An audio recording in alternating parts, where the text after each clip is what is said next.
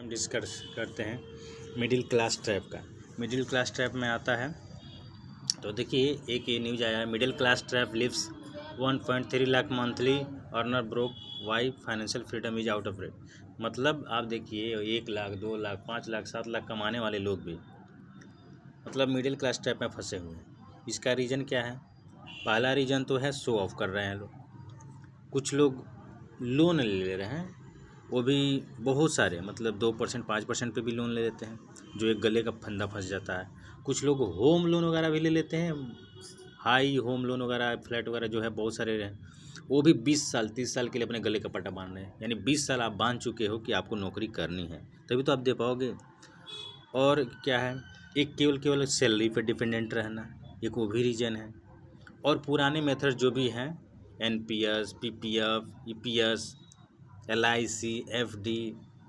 अच्छा, अब बताइए मिडिल क्लास के लिए को तो कोई एडवाइज़र है नहीं, बैंक है। मिडिल क्लास का एडवाइज़र दिखेगा तो कौन है? LIC एजेंट है, FD है, बैंकर है। आप बताइए, आप अपने बच्चे को LIC एजेंट बनाना चाहेंगे? नहीं बनाना चाहेंगे, अभी ज़रूरत है। तो आप बताइए LIC एजेंट आपका एडवाइज़र कैसे होता है? बैंक आपको एडवाइस कैसे कर सकता है? बैंक तो अपने प्रॉफिट के लिए काम करेगा, LIC एजेंट अपने प्रॉफिट के लिए काम करेगा, वो आपके लिए थोड़ी ना काम करेगा, तो वो आपका एडवाइज़र कैसे हो सकता है? तो मिडिल क्लास में एडवाइज़र की भी कमी है। मेडिकल इन्फ्लेशन अगर देखा जाए तो मिडिल क्लास के लिए मेडिकल इन्फ्लेशन बहुत ज़्यादा है, क्योंकि ये इंश्योरेंस टर्म हेल्थ लेते नहीं हैं। टर्म इंश्योरेंस नहीं लेते, हेल्थ इंश्योरेंस नहीं लेते। जब इमरजेंसी पड़ता है तो 5 साल 7 साल की जो सेविंग होती है वो चली जाती है। तो मेडिकल इन्फ्लेशन अगर देखा भी जाए तो मेडिकल इन्फ्लेशन कम से कम 20 से 40% डेली हर एक साल मैंने बढ़ रहा है। हर एक साल मेडिकल इन्फ्लेशन 20 से 40% है। एजुकेशन 15 से 20% है।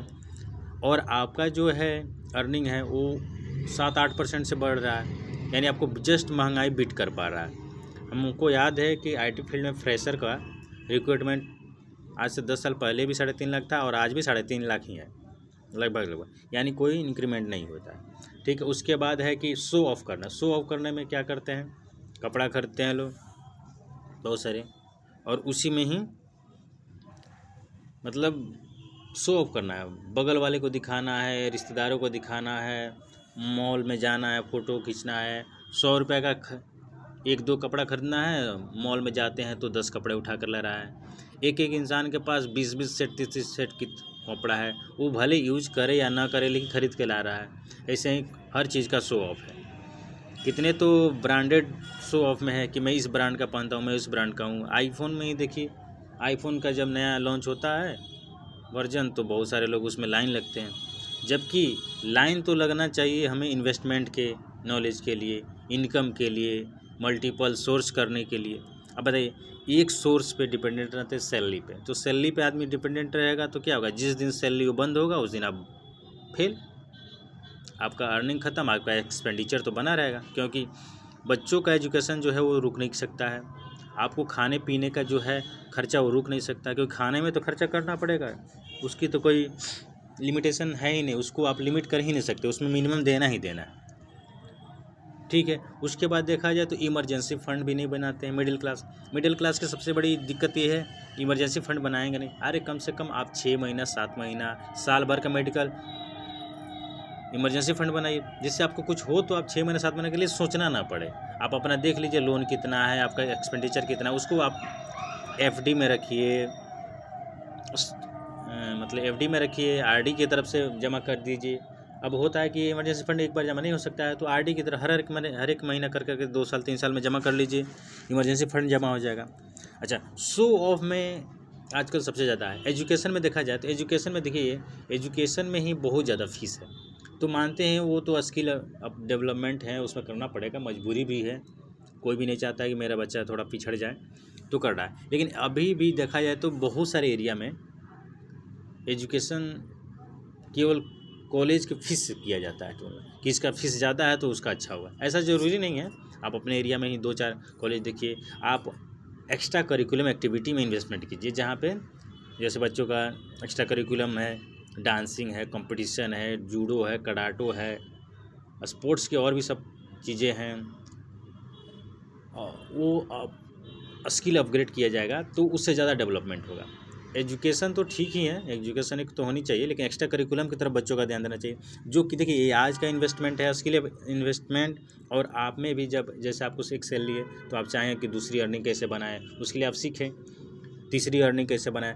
यानी एक अगर बाल्टी में 2-3 टैब अगर खुले हैं तो बाल्टी जल्दी जल्दी भरेगा। उस बाल्टी में जो छिद्र है यानी एक्सपेंसेज है, वो एक्सपेंसेज की कितनी रफ्तार है, यानी आपका एक्सपेंस का रफ्तार अगर कम होगा और इनलेट जो पाइप होगा उसका अगर स्पीड ज़्यादा होगा तो वो बाल्टी जल्दी भरेगा। आप जल्दी फाइनेंशियल फ्रीडम की तरफ जाएंगे, नहीं तो रेट रेस में फंसे रहेंगे। और वहीं एक सैलरी ख़त्म होता है, दूसरी सैलरी आती है, तीसरी सैलरी आती है, एक सैलरी अभी ख़त्म नहीं हुआ है तब तक आपका पैसा ख़त्म। जैसे 20-30 तारीख आता है, 20 तारीख 21 तारीख आता है, आपका पता चलता है कि सैलरी का पैसा ख़त्म, आपके पास पैसा ही नहीं है 10 दिन के लिए, उसके भी पता चलता है कि आप लोन ले रहे हैं। आजकल देखिए लोन लेना बहुत आसान हो गया है, सब चीज़ के लिए लोन, ट्रैवलिंग के लिए loan, bank loan, personal loan, home loan, taxi loan, auto loan, business loan, कौन कौन से लोन हैं और सब का। उसके अलावा और कुछ लोग तो वो गांव में जो चलता है 4%, 5% महीना, 10% महीना चलता है, वहाँ से भी लोन उठाते हैं। बताइए अब इतने परसेंट महंगा पे अगर लोन उठा रहे हैं तो उसको आप रिटर्न कितना से कमाना पड़ेगा। अगर आप 5% से उठा रहे हैं तो रिटर्न 10% कमाइएगा, तब तो प्रॉफिट होगा। तो ये सब देखिए, ये सब है। उसके बाद गरीबियत माइंडसेट, गरीब नहीं है इंसान, कमा रहा है, अच्छा खासा कमा रहा है, सैलरी अच्छी खासी है, लेकिन अपने आप को लोन के दायरे में, बैंक के, आप बताइए वो इतने बड़े अमाउंट आप 20 साल 30 साल के लिए लोन बांधते हैं तो क्या है उसमें, तो बैंक कमा रहा है, ब्रोकर कमा रहा है, जो सेल कर रहा है बिल्डर वो कमा रहा है, जो उसमें लेबर लगा है वो कमा रहा है, गवर्नमेंट को टैक्स दे रहे हैं आप, प्रॉपर्टी टैक्स वो जा रहा है, अब हाउस टैक्स देंगे वो जाएगा, नगर पालिका का टैक्स देंगे वो यानी सब कोई कमा रहा है, केवल आपको छोड़ के, आप सब लुटा रहे हैं। एक है गरीबियत माइंडसेट। गरीबियत माइंडसेट मतलब आप रिस्क नहीं लेते हैं, इन्वेस्टमेंट के लिए रिस्क नहीं लेते हैं। बहुत सारी चीज़ें हैं जहाँ रिस्क लेंगे तो हो सकता है कि आप एक अर्निंग सोर्स बना सकते हैं, वो आप रिस्क ही नहीं लेते हैं। अर्निंग सोर्स बनाने के लिए थोड़ा सा रिस्क लेना पड़ेगा, फेल होना पड़ेगा। बहुत सारे लोग हैं फेल हो जाएंगे तो अरे पहले करो, तो फेल हो जाओगे क्या बात है, ऐसे भी तो मर ही रहे हो मिडिल क्लास में। एक बार फेल हो जाओगे तो फेल हो जाओगे, ठीक है कोई बात नहीं, एक बार और फेल हो जाओगे तो क्या हो जाएगा, कोई बात नहीं, बनेगा और आता है। तो अगर इसी बहाने एक बार फेल होने के बाद कुछ सीखिएगा, फिर से दूसरी बार आप अर्निंग सोर्स बनाइएगा तो बन जाएगा। तो ऐसे करते करते 2-3 दिन अर्निंग सोर्स हो जाएंगे तो आपका डिपेंडेंसी सैलरी पे कम होगा, डिपेंडेंसी सैलरी पे कम होगा तो आप फाइनेंशियल फ्रीडम की तरफ मूव करेंगे। और इसी तरह आप 1-2-3 अर्निंग, और इसमें बात है बहुत सारे ऐसे सिस्टम बनाने की ज़रूरत है। आप ये ना सोचिए कि मेरा पैसा कमाने लगेगा, उससे भी आपका फाइनेंशियल फ्रीडम की तरफ पहुँचेगा। कभी कभी ऐसा भी होता है एक सिस्टम बनाना होता है, उस सिस्टम बना लेने से क्या होता है कि आप बैंक का पैसा यूज करके आप खुद अर्निंग कर सकें, ऐसा सिस्टम बनाइए। ये सिस्टम बनाना बहुत ज़रूरी है। रिच डैड पुअर डैड में यही कंसेप्ट बताया गया है कि उसने बैंक के पैसा को यूज़ किया है अपने बिजनेस को डेवलपमेंट करने में। तो ये आपको इस सिस्टम बनाना पड़ेगा, इतना दिमाग लगाना पड़ेगा, कैसे करना पड़ेगा। बहुत सारे ऐसे बिजनेस हैं जो लोन लेके भी, जैसे 9% 10% पर पर्सनल लोन लेते हैं अगर, तो आप साल का, तो आप उसको 20% 30% साल का कमा सकते हैं, तो वहाँ पे लगाइए और उस सिस्टम को मैनिपुलेट कीजिए, हमेशा कैलकुलेशन कीजिए और प्री डिफाइन भी कुछ कर लीजिए कि हाँ इतना हो सकता है, घाटा लग सकता है, इतना नफ़ा लग सकता है, सब उस। और यही है कि इन्वेस्टमेंट कीजिएगा तो उसकी जानकारी होनी चाहिए, कोई भी बिजनेस करने से पहले जानकारी होनी चाहिए, थोड़ा बहुत जानकारी होनी चाहिए, पैसिव करना है, एक्टिव करना है, ये सब पूरा डिसाइडेड कीजिएगा, आपका रोल क्या रहेगा, दूसरा कौन है उसका क्या रोल रहेगा। तो ऐसे कर करके थोड़ा बहुत आप अर्निंग सोर्स बनाइए। अर्निंग सोर्स बनाने से क्या होगा कि 1-2 अर्निंग सोर्स बनता है, आपकी सैलरी पर डिपेंडेंसी कम होगी। सैलरी पर डिपेंडेंसी करना ही बहुत ज़रूरी है। आप जैसे भी करें, रेंट बेस पे करें, आप कोई बिजनेस करके करें, किसी के पार्टनरशिप में करें, साइलेंट पार्टनर बनना वही कहते हैं। तो ये सब तरीका है, आप जैसे चाहें वैसे बने, लेकिन आपको अर्निंग सोर्स बनानी पड़ेंगी, मल्टीपल अर्निंग सोर्स बननी पड़ेगी।